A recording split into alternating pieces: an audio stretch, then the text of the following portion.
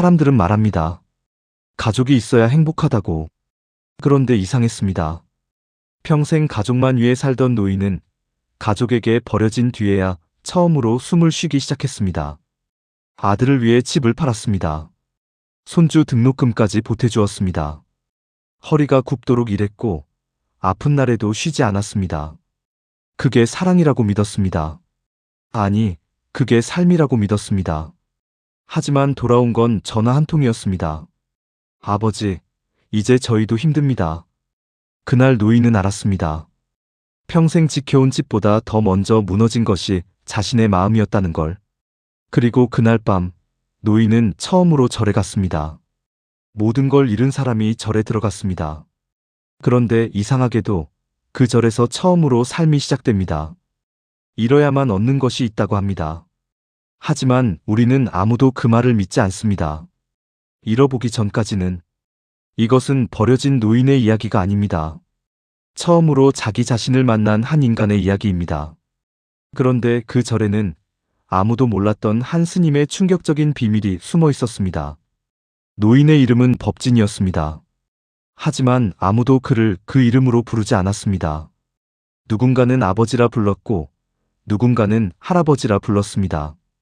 그는 평생 누군가의 역할로만 살아왔습니다. 이름이 있었지만 이름이 필요한 삶은 살지 못했습니다. 젊은 시절 그는 공사판에서 일했습니다. 손이 부르트도록 일했고 허리가 휠 때까지 버텼습니다. 가족을 먹여 살린다는 것, 그것이 그에게는 존재의 이유였습니다. 아내가 병으로 쓰러졌을 때도 그는 울지 않았습니다. 울 시간이 없었기 때문이 아닙니다. 울면 무너질 것 같았기 때문입니다. 아들이 대학에 떨어졌을 때도 그는 밤새 일을 더했습니다. 위로 대신 돈을 벌었고 말 대신 행동으로 사랑을 표현했습니다. 그게 그가 아는 유일한 언어였습니다. 그런데 이상하게도 모든 걸 다 준 사람은 결국 가장 늦게 버려집니다. 아내가 세상을 떠난 뒤 집안의 분위기는 조용히 달라졌습니다. 며느리는 눈치를 주기 시작했고 아들은 바쁘다는 말을 반복했습니다. 처음에는 식탁에서 말이 사라졌고 그 다음에는 웃음이 사라졌습니다. 그리고 마지막엔 노인의 방이 사라졌습니다. 아버지, 요즘 요양원도 잘 되어 있어요. 그 말을 듣던 순간 법진은 처음으로 알았습니다. 사람은 늙어서 외로운 게 아니라 필요 없어졌다고 느낄 때 무너진다는 걸. 나이가 문제가 아니었습니다. 자신이 짐이 되었다는 그 감각, 그것이 모든 것을 부수었습니다. 그날 밤 노인은 짐을 싸지 않았습니다. 대신 아내 사진 한 장만 들고 조용히 집을 나왔습니다. 어디로 가야 할지 몰랐습니다. 그냥 걸었습니다. 발이 닿는 대로 걷다 보니 산속 작은 절 앞에 멈춰 서 있었습니다. 그런데 그 절의 스님은 법진을 보자마자 이상한 말을 꺼냈습니다. 오셨군요. 많이 늦었습니다. 대체 스님은 무엇을 알고 있었던 걸까요? 새벽 공기는 칼처럼 차가웠습니다. 법진은 절 마당 끝에 웅크린 채 밤을 버텼습니다. 돌아갈 곳도 없었고 갈 곳도 없었습니다. 그저 그 자리에 앉아 밤이 지나가기를 기다렸습니다. 그런데 새벽 목탁 소리가 울리자 이상한 일이 벌어졌습니다. 분명 춥고 배고픈데 마음 한구석이 조용해졌습니다. 소란스럽던 머릿속이 목탁 소리에 맞춰 천천히 가라앉았습니다. 법진은 그 감각이 낯설었습니다. 평생 이렇게 고요한 순간이 없었기 때문입니다. 그때였습니다. 한 노스님이 다가와 말했습니다. 왜 그렇게 억울해합니까? 법진은 화가 치밀었습니다. 평생 가족을 위해 살았는데 억울하지 않으면 뭘 억울해하냐고 소리치고 싶었습니다. 그런데 목이 막혔습니다. 말이 나오지 않았습니다. 억울함이 너무 커서 오히려 말이 되지 않았습니다. 스님은 더 이상한 말을 했습니다. 당신은 가족을 사랑한 게 아니라 가족에게 필요한 사람이 되고 싶었던 겁니다. 그 말은 칼처럼 박혔습니다. 부정하고 싶었습니다. 하지만 부정할 수가 없었습니다. 왜냐하면 어딘가에서 그 말이 맞다는 것을 알고 있었기 때문입니다. 사랑이라고 믿었던 것이 사실은 인정받고 싶은 마음이었을지도 모른다는 것을. 법진은 처음으로 자신의 인생을 돌아보기 시작했습니다.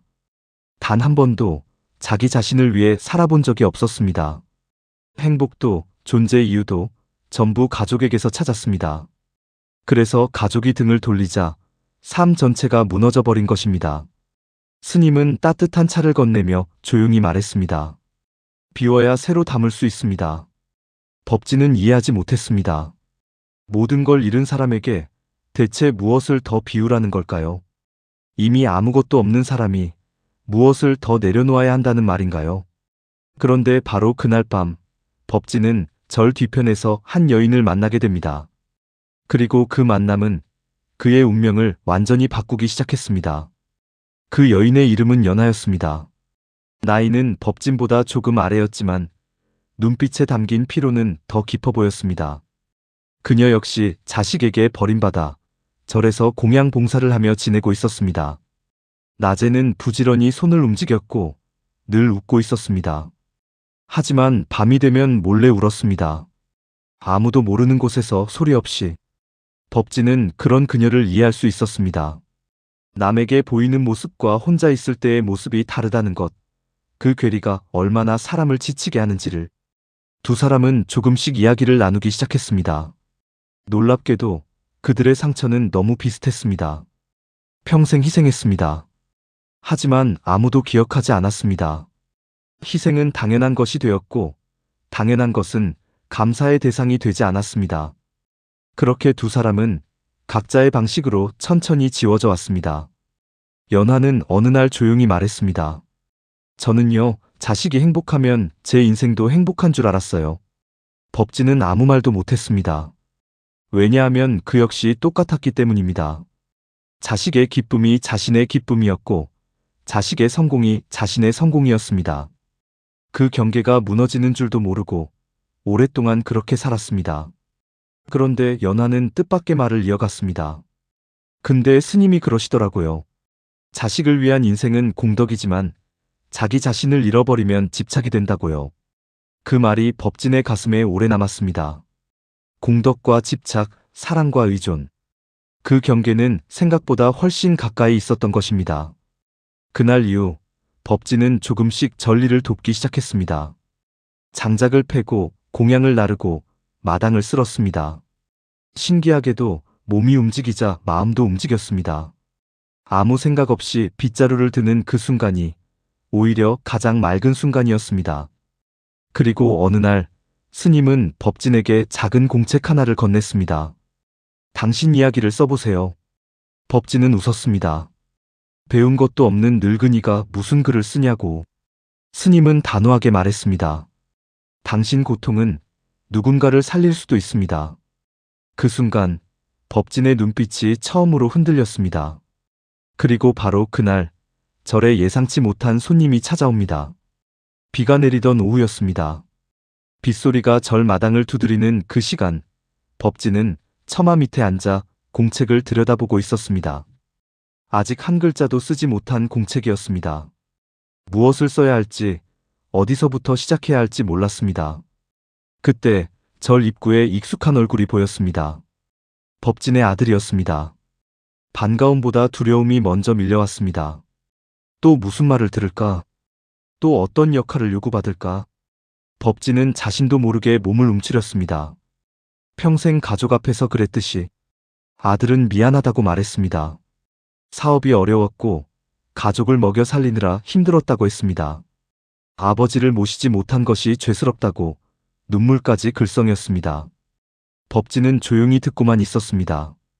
예전 같으면 그 눈물에 무너졌을 것입니다. 아들이 힘들다면 당연히 도와야 한다고, 아버지이니까 참아야 한다고 생각했을 것입니다. 하지만 절에서의 시간은 그를 조금씩 바꾸고 있었습니다. 감정에 휩쓸리는 대신 그 감정을 바라보는 법을 배우고 있었습니다. 그는 처음으로 깨달았습니다. 사랑과 끌려다니는 건 다른 일이라는 걸. 아들은 다시 집으로 돌아오라고 했습니다. 하지만 법진은 대답하지 않았습니다. 그 대신 아들에게 차 한 잔을 따라주었습니다. 손이 조금 떨렸지만 눈빛은 흔들리지 않았습니다. 그리고 조용히 말했습니다. 이제는 나를 좀 살아보려고 한다. 아들은 충격받은 얼굴이었습니다. 평생 희생만 하던 아버지가 처음으로 자기 인생을 말했기 때문입니다. 그 말이 차갑게 들렸을 수도 있습니다. 하지만 법진은 알았습니다. 이것이 진짜 사랑의 시작이라는 것을. 그날 밤 법진은 오래도록 잠들지 못했습니다.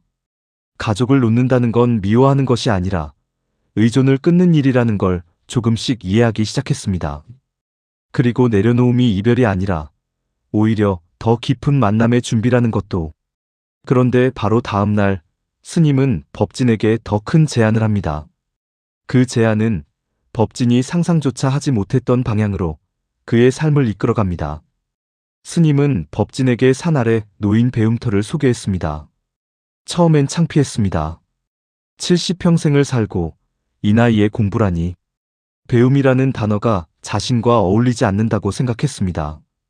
이미 늦었다고, 지나갔다고, 다 끝났다고 믿었습니다.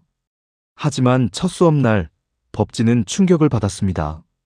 거기엔 자신처럼 상처 입은 노인들이 가득했습니다. 누군가는 이혼당했고, 누군가는 자식과 절연했고, 누군가는 혼자 죽을 준비를 하고 있었습니다. 각자의 방식으로 무너진 사람들이었습니다.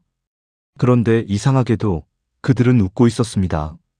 컴퓨터를 배우고, 스마트폰을 배우고, 시를 쓰며 웃고 있었습니다. 어색하게 자판을 두드리고, 맞춤법을 틀리고, 서로 가르쳐주며 웃었습니다. 그 웃음에는 억지가 없었습니다. 무언가를 배운다는 것 자체가 그들에게는 살아있다는 증거였습니다. 법진은 처음 느꼈습니다. 사람은 늙어서 끝나는 게 아니라 배움을 멈출 때 늙는다는 걸. 나이가 사람을 닫는 게 아니라 포기가 사람을 닫는다는 걸. 그는 서툰 손으로 자판을 두드리기 시작했습니다. 글자가 자꾸 틀렸습니다. 지웠다 다시 썼습니다. 하지만 멈추지 않았습니다. 그리고 조금씩 자기 이야기를 기록했습니다. 나는 평생 가족만 위해 살았다. 짧은 한 문장이었습니다. 그러나 그 문장을 쓰는 순간 법진은 눈물을 흘렸습니다. 왜냐하면 그 문장은 처음으로 자신을 인정한 문장이었기 때문입니다. 불쌍하다는 뜻이 아니었습니다. 그렇게 살았다는 것, 그 사실 자체를 처음으로 똑바로 바라본 것입니다. 그 글을 읽은 한 사람이 놀라운 제안을 하게 됩니다.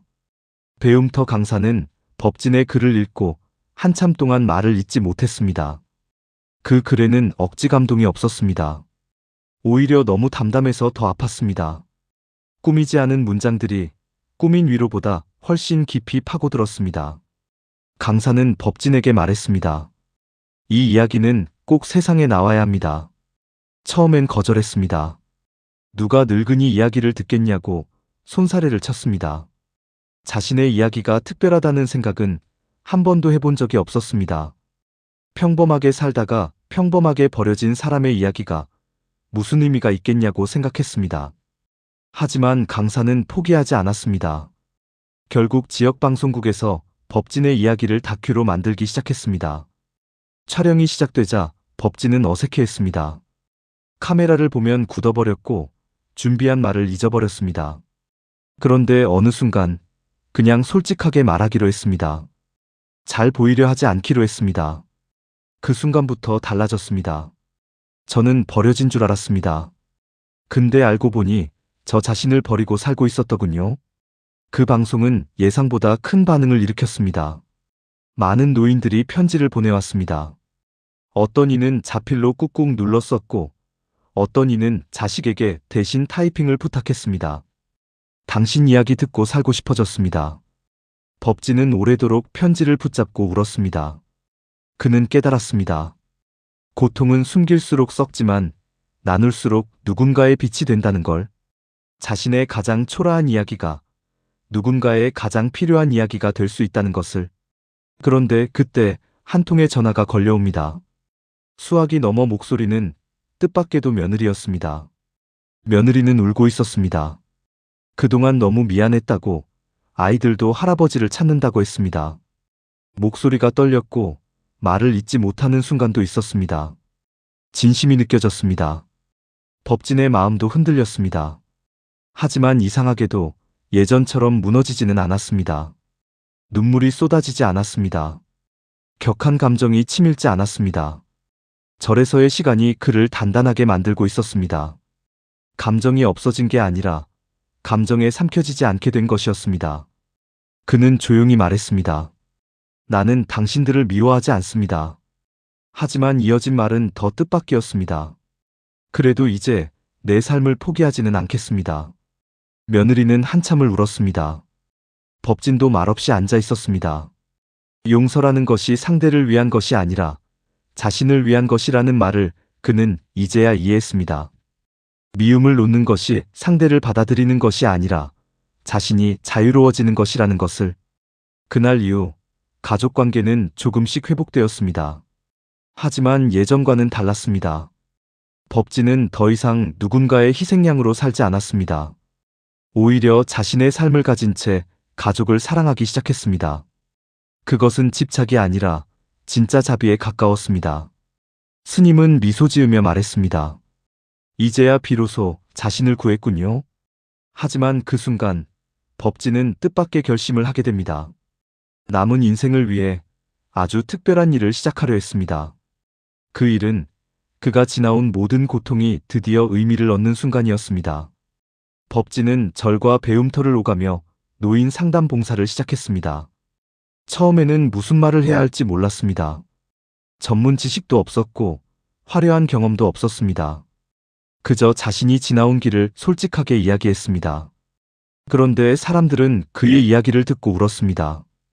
왜냐하면 그의 말은 위로보다 진실에 가까웠기 때문입니다. 꾸며낸 희망이 아니라 진짜 바닥에서 건져 올린 말이었기 때문입니다. 그 무게가 달랐습니다. 그는 늘 같은 말을 했습니다. 자식은 사랑하되 인생까지 맡기지 마십시오. 그리고 덧붙였습니다.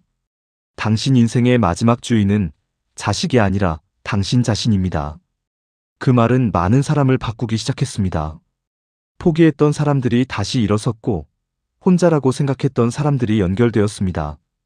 법진은 자신이 그토록 찾아 헤맸던 존재의 이유를 이 작은 봉사 안에서 찾았습니다. 그리고 마침내 자신의 경험을 담은 책을 출간하게 됩니다. 제목은 단순했습니다. 늦게 핀 사람. 출간 기념의 날 아들과 며느리 그리고 손주까지 찾아왔습니다.